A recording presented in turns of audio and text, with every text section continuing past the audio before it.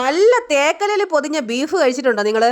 അതിനത് തേക്കലല്ലോ, വട്ടയിലല്ലേ. എന്നാണെങ്കിൽ തേക്കല ഞാൻ അവിടെയൊക്കെ പോയി നോക്കിയിട്ട് കിട്ടിയില്ല. മനഃപൂർവ്വം അല്ല, ചെറിയൊരു കയ്യമത്തം. വേണ്ട, കണ്ടില്ലേ ബീഫ് നല്ല അലുവ കഷ്ണം മുറിച്ച പോലെ ഇരിക്കുന്നത്. ആദ്യം തന്നെ ബീഫ് എല്ലാം നന്നായിട്ട് മുറിച്ച് നല്ല കുഞ്ഞു കുഞ്ഞു പീസുകളാക്കി എടുക്കണം. പീസാക്കാതെ പിന്നെ അങ്ങനെ കഴിക്കാൻ പറ്റില്ലല്ലോ നമ്മ.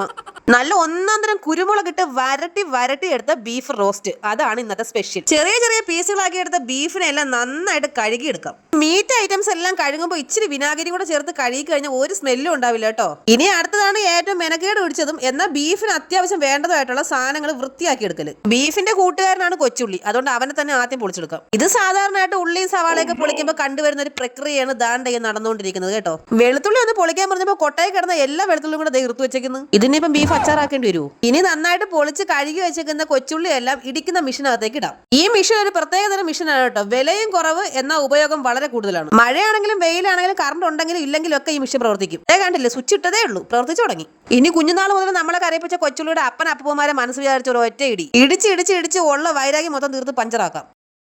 A few moments later. No.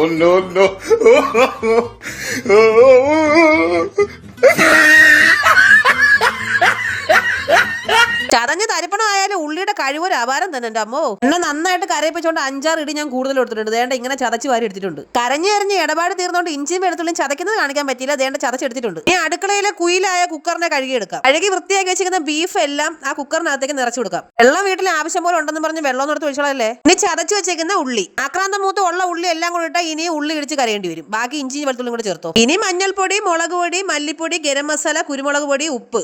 Garam masala വീട്ടിലുണ്ടാക്കിയതാണെങ്കിൽ പൊളിക്കും. ഇനി ഇതെല്ലാം കൂടെ നന്നായിട്ട് കൈ വെച്ചിട്ട് മിക്സ് വെൽ. വെറുതെ ഒരു ആവശ്യമില്ലാണ്ട് സ്പൂൺ വെച്ചിട്ടൊന്ന് മിക്സ് ചെയ്യാൻ നിൽക്കരുത് കേട്ടോ. നന്നായിട്ട് കൈ വെച്ച് തന്നെ തിരുമി ചേർക്കുക. കാരണം ബീഫിന്റെ എല്ലാ ഭാഗത്തും എല്ലാ സാധനങ്ങളും പിടിക്കണം. ഇനി വീട്ടിൽ പല്ലില്ലാത്ത ടീംസുകൾ ഉണ്ടെങ്കിൽ കുക്കറിൽ ബീഫ് നന്നായിട്ട് വേവിച്ചെടുക്കണേ. ഇനി അടുത്ത് 2 മുട്ടക്കാട്ട തക്കാളി, 2 സവാള അരിഞ്ഞെടുക്കാം. 2 തക്കാളിയുടെ ആവശ്യം ഉണ്ടോ എന്ന് ചോദിച്ചാൽ ഒരു വഴിക്ക് പോകണല്ലേ, ഇരിക്കട്ട്. അരിയുന്നതിനിടയ്ക്ക് കുക്കർ ഒന്ന് ശ്രദ്ധിച്ചോണേ. ഒരു 5-6 വിസിൽ കഴിഞ്ഞപ്പോൾ നിർത്തിക്കോണം, ഇല്ലെങ്കിൽ പായസം ആവുവേ. വീട്ടിലെ വല്യമ്മ ജനിച്ചപ്പോൾ മുതലുള്ള കുക്കറാണെങ്കിൽ ഒരു 10 വിസിലെങ്കിലും കേൾക്കേണ്ടി വരും കേട്ടാ. പുതിയതാണെങ്കിൽ ഒരു 4 മതിയാവും. ഇനി എന്റെ അമ്മയുടെ സ്വന്തം പറമ്പിന്ന്, അമ്മയുടെ സ്വന്തം കൃഷിന്ന് പിച്ചെടുത്ത 4 പച്ചമുളക്. സ്വന്തം പറമ്പെന്ന് പറയുന്ന കാര്യം ഇനി വാടകക്കാർ കേട്ടിട്ടാണോ ഇനി ഇവിടെ നിന്ന് ഇറക്കിവിടെ. നമ്മൾ ബീഫ് റോസ്റ്റ് ഉണ്ടാക്കാൻ പോകുന്ന നല്ല മൺചട്ടിയിലാണ് കേട്ടോ. ദൈവമേ, ചട്ടിക്ക് അഹമെല്ലാം കരിഞ്ഞിരിക്കുന്നു. ഇനി ബീഫ് എല്ലാം കൂടെ കരിഞ്ഞു പൊരിഞ്ഞു പോകുമെന്നോ. കാലിൽ വെച്ചൊന്ന് വിറക് അടിച്ചപ്പോ അമ്മ പറയാ കാലിന്റെ ചിരട്ടയും കൂടെ ഇളക്കി തറയി വീഴുമെന്ന്. ചിരട്ടയല്ലേ, എന്നാ പിന്നെ അതും കൂടെ അടുപ്പ് വെച്ച് കത്തിക്കാന്ന് മോൻ. ഇനി നന്നായിട്ട് കത്തുന്ന അടുപ്പിലേക്ക് മൺചട്ടി അങ്ങോട്ട് ഇറക്കി വെച്ച് കൊടുക്കാം. കൈ പൊള്ളാതെ നോക്കണേ. ഇനി മൺചട്ടി നന്നായിട്ട് ചൂടാകുമ്പോൾ നല്ല ഒന്നാന്തരം വെളിച്ചെണ്ണ അങ്ങോട്ട് ഒഴിച്ചു കൊടുക്കാം. സാധാരണ വെളിച്ചെണ്ണ അമ്മ എന്റെ കൈ തരാറില്ല, കാരണം ഞാനെടുത്താൽ പിന്നെ ബാക്കി കുപ്പി മാത്രമേ ഉണ്ടാവാറുള്ളൂ. ക്യാമറ വെച്ച് വെറുതെ ഒന്ന് കറക്കിയാലോ. ആർട്ടിസ്റ്റ് കുളത്തിലേക്ക് ചാടുകയാണല്ലോ, അപ്പോ ക്യാമറയും ഒപ്പം ചാടട്ടെ. ഇനി നിങ്ങൾ അടുത്ത് കാണാൻ പോകുന്ന സീന് എന്റെ മോൻ ക്യാമറ വെച്ചൊന്ന് കൊട പിടിച്ചതാ കേട്ടോ. എടാ പൊട്ട, അടുപ്പും ചട്ടിയും താഴെയാണ്, മുകളിലല്ല, താഴോട്ട് പിടിക്കണ ക്യാമറ. അതല്ലെങ്കിലും പണ്ടേ എനിക്കുള്ളൊരു സ്വഭാവമാണ് എണ്ണ ചൂടാവുന്നതിന് മുന്നേ കടുവാരിട്ട് കളയും. എങ്ങനെ എണ്ണ ചൂടാവാനാണ്? അതിനാദ്യം തീ കത്തിക്കണ്ടേ. ഇനി വാല് മുറിക്കാത്ത ഉണക്കമുളകും കറിവേപ്പിലയും വാരി ഇട്ട് കൊടുക്കാം. അതിനുശേഷം നേരത്തെ നമ്മളെ കരയിപ്പിച്ചൊരു ഐറ്റം ഉണ്ടല്ലോ, ഉള്ളി, ആ ചതച്ചതിന്റെ ബാക്കി കൂടി ഇട്ട് നന്നായിട്ട് വഴറ്റി കൊടുക്കാം. ഉള്ളി ചെറുതായിട്ടൊന്ന് വാടി വരുമ്പോൾ അരിഞ്ഞു വെച്ചിരിക്കുന്ന സവാള, തക്കാളി, പച്ചമുളക് ഇട്ടിട്ട് ഇച്ചിരി ഉപ്പും കൂടെ ചേർത്തിട്ട് നന്നായിട്ട് വഴറ്റിയെടുക്കാം. അടുപ്പിലിരിക്കുന്നത് മൺചട്ടി ആയതുകൊണ്ടും തീ നന്നായിട്ട് കത്തുന്നതുകൊണ്ടും ഒട്ടും ഇളക്ക് കുറയ്ക്കണ്ട. ഇളക്ക് കുറച്ച് അടുക്കി പിടിക്കുവേ. ഇനി പട്ട, ഗ്രാമ്പൂ, സ്റ്റാർ എന്ന് പറഞ്ഞാൽ ക്രിസ്മസിന് വെക്കുന്ന സ്റ്റാർ അല്ല കേട്ടോ, ബിരിയാണിയിൽ ഇടുന്ന സ്റ്റാർ. ഇതും കൂടെ ഇട്ട് നന്നായിട്ട് വഴറ്റി ആ സവാളയുടെ ഒക്കെ പച്ചമണം മാറുമ്പോൾ വെളുത്തുള്ളി, ഇഞ്ചിയും കൂടെ ഇട്ട് കൊടുക്കണേ. നേരത്തെ ഇടാൻ ഞാൻ മറന്നുപോയി.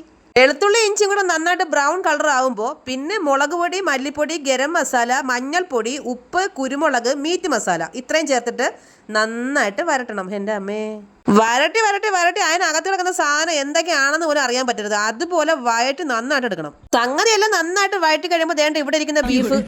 ഇവിടെ ഇരുന്ന ബീഫ് എന്ത്? അയ്യോ, അകത്താണ് കേട്ടോ. അപ്പൊ ഞാൻ അകത്തേക്ക് പോയി വന്നു. ദൈവമേ, അകത്ത് ഒറ്റയ്ക്ക് ഇരുന്ന ബീഫ് പൂച്ച കാണാത്ത നന്നായി. എങ്കിൽ ഇപ്പൊ ബീഫിന് വരെ ഞാൻ എന്തെടുത്തിടുവായിരുന്നു ഇതിനകത്ത്.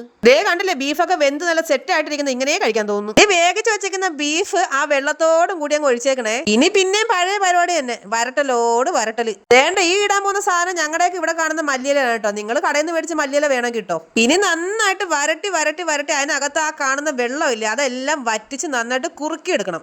വരട്ടി അമ്മ 3 ദിവസത്തേക്ക് കൊണ്ടുവച്ചിരുന്ന വിറക് ഞാൻ ഏകദേശം തീർത്തിട്ടുണ്ട്. ഇപ്പോൾ നന്നായിട്ട് വരട്ടി സെറ്റ് ആകുമ്പോൾ അതിനകത്തുനിന്ന് എണ്ണയൊക്കെ ഇങ്ങനെ തെളിഞ്ഞ് മീതേക്ക് വരും. പാചകം എനിക്ക് അറിയില്ല ചേച്ചി എന്ന് പറയുന്നവരോട് ഒരൊറ്റ കാര്യം പറയാനുള്ളൂ, നമ്മുടെ സ്വന്തം അടുക്കള, സ്വന്തം സാധനം വച്ചങ്ങ് കാച്ചുക.